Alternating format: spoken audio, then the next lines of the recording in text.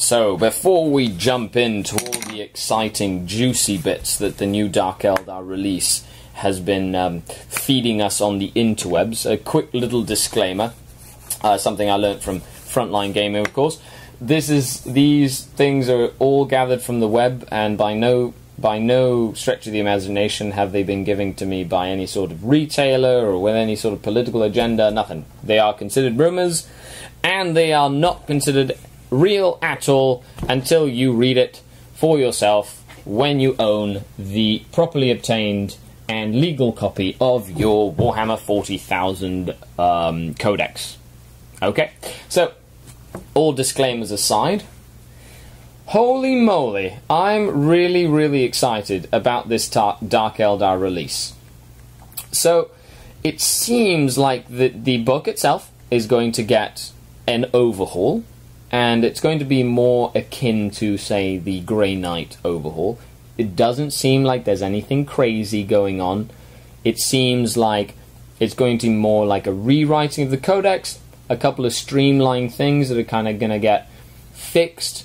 Units seem to be, put into the place that they're supposed to be put into, and all in all, nothing super terribly exciting, but it seems like it's just going to kind of pan out and really be like Dark Eldar, 7.2 or whatever it is. It's like a rework of the book. So, there's a lot of different things that we can start with. Of course, for your daily like a daily rumor mongering, go to Fate 212, which is where most of the stuff that I see is posted. Go to the La Taverna Taurana, whatever. It's like a Spanish blog. Descanso de la Escriba, which is another one. And there's a couple of things. First of all, surprised that Vect seems like, as far as we know, Vect was supposed to be Lord of War, but it might not be in the Dark Eldar Codex. Seems like they might have him planned as some sort of like additional release, or they're just waiting for his model to be ready, or something like that. So it's not in the book itself, which is interesting. So his Days of Destruction is not in. I'm taking that with a grain of salt, but apparently people have seen the Codex, and it is something that is happening, and he's not like in the book, which is interesting. So it seems like mandrakes will be losing their demonic power, but they're getting like stealth and shrouded, and they get their Bale Blast right off the bat, but instead of like pinning, it has Soul Blaze. So it seems like mandrakes might start seeing a little bit more use. There's a new model for the Archon, a new Succubus model, there's a new a new Homunculus model, and new Rack models. They're all plastic. There was a really good review on the two different kits on a blog, and I'll put it in the link description down below. But check it out. He kind of goes through the different kits and the bits on the kit and stuff. So if you're looking at purchasing it, that'd be a good little review to take a look at. It seems like Cabalite Warriors and Witches are one entry, so they're each one entry, and they can be upgraded to either Blood Brides or Trueborn, as like an elite choice, if you want them to be. So Clone Field seems to have changed, now just a generic 4+ invulnerable save. The Shadow Field seems to be the same as it was, so 2+ invul, but as soon as you fail the first one, no more 2+ invul. It's like the Shadow Field, personally, going on a side note, is like the pinnacle of Dark Eldar like psychology, in my opinion. The arrogance of feeling like you're completely invulnerable with the knowledge that as soon as it fails, you're dead. So I really like the Shadow Field. Apparently, Power from Pain is now a blanket special rule that affects all units with the Power from Pain special rule, and it's kind of like as the game continues, your army gets better and better. And I don't know if there's a way to modify it at all, but personally, if these rumors are true, I really like the dynamic. I find that Dark Eldar have a really strong turn 1 and turn 2, and then turn 3 and onwards, as they start taking a lot of casualties, it's very hard for Dark Eldar to keep up with the battle of attrition And things like Feel No Pain and giving them Furious Charge and making units fearless towards the end of the game really helps, because what it does is it means that, as you take a lot of casualties, the smaller units get beefier and harder to kill, and they're not as easy to take off of objectives right at the end as leadership tests and stuff are taken, which really brings in some tactical options. I've been really thinking about making the main focus of my Dark Eldar army a null deployment style army, using an autark on a jet bike with a mantle, so a mantark, for the reserve manipulation. And then, the webway portal is now different. Rumors wise, it's an upgrade for a character, and the unit, the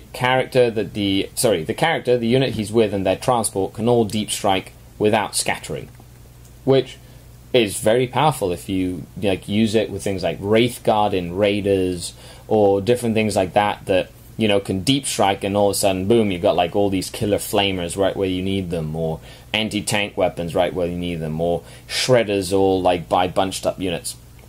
But combine that with just keeping everything in reserve and putting a few things that are hard to kill on the table, all of a sudden you cut down on your opponent's turn 1 and turn 2 shooting at you.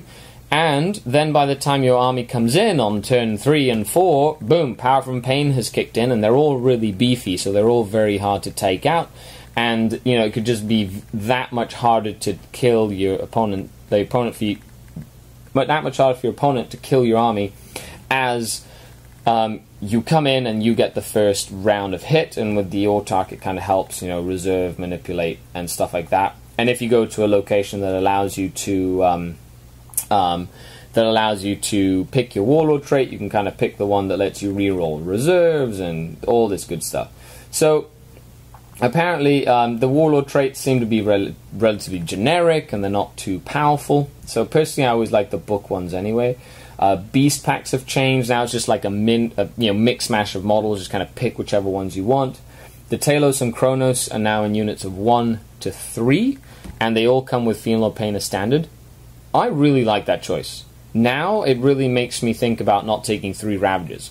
If the cost of Ravagers goes up or stays the same, having a choice of 3 monstrous creatures in 1 that can shoot and stuff, unlike, I love the Kronos and Talos.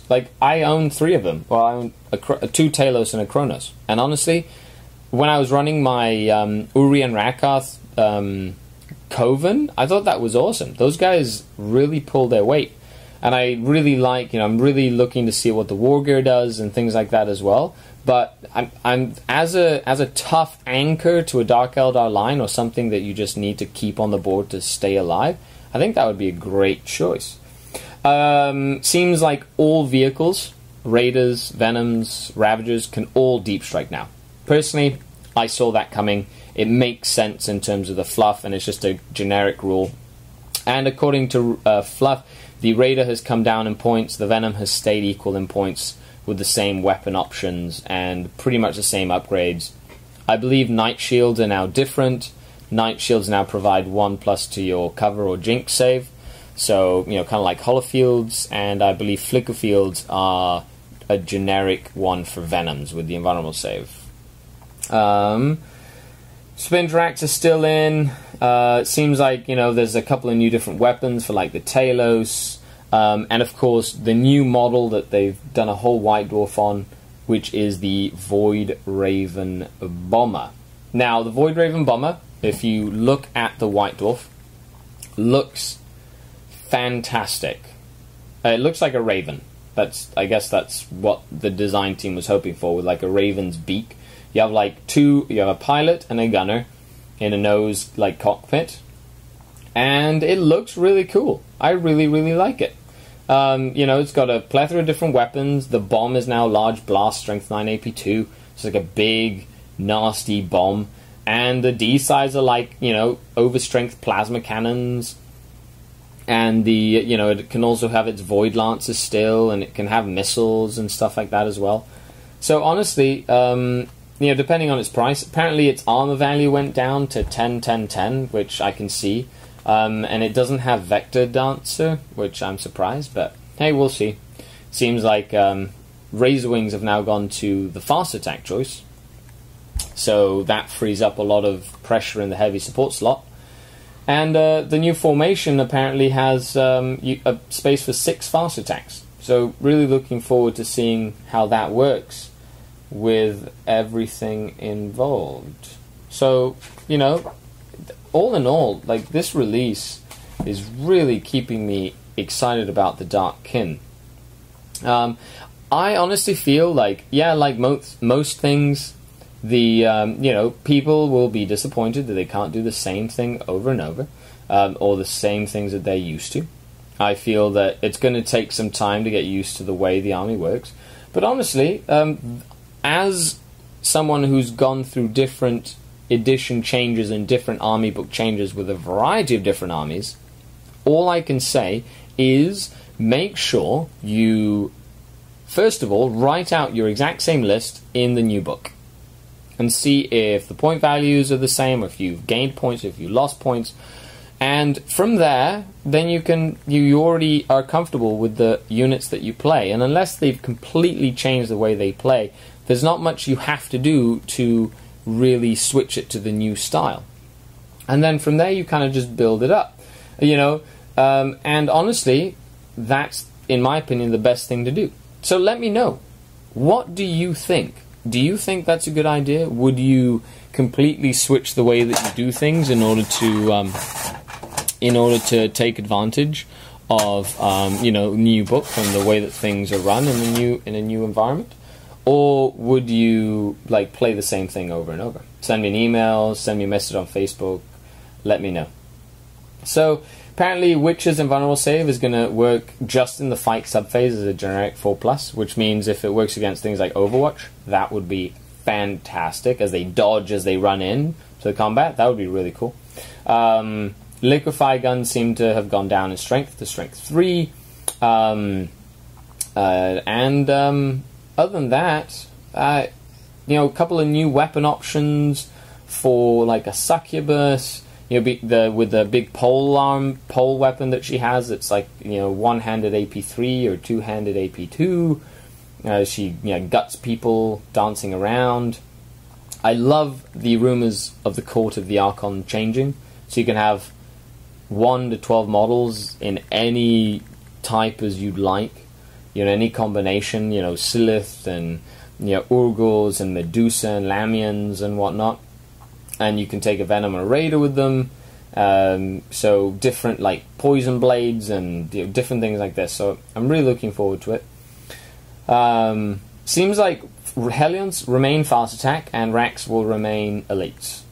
So who knows? We'll see. And I'm curious to see how that works. Honestly, as an elite, Rax as elites, okay, I get it. They're scoring, but I will miss my objective secured Rax if it's a possibility to do so.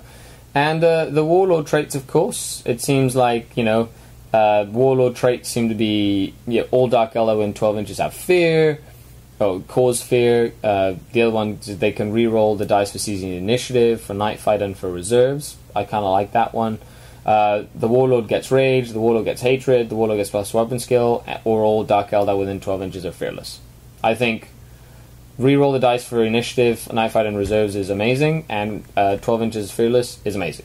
I think those two are the biggest ones. So if you go to a tournament that lets you pick, I'd pick one of those two. Probably the reroll reserve ones if I'm playing a null deployment Dark Eldar army combined with an Autarch as an ally. Okay, so as always, you can check out the links to the different things down below that I talked about. And hey, let me know what you think. Are you excited about the new Dark Eldar? What do you think will happen? Let me know. And when we return, now that it's almost time to end the podcast, we will chat a little bit about some upcoming events and about a couple of things that have been on my mind. Thanks a lot, and I'm going to go get a drink. I'll be back.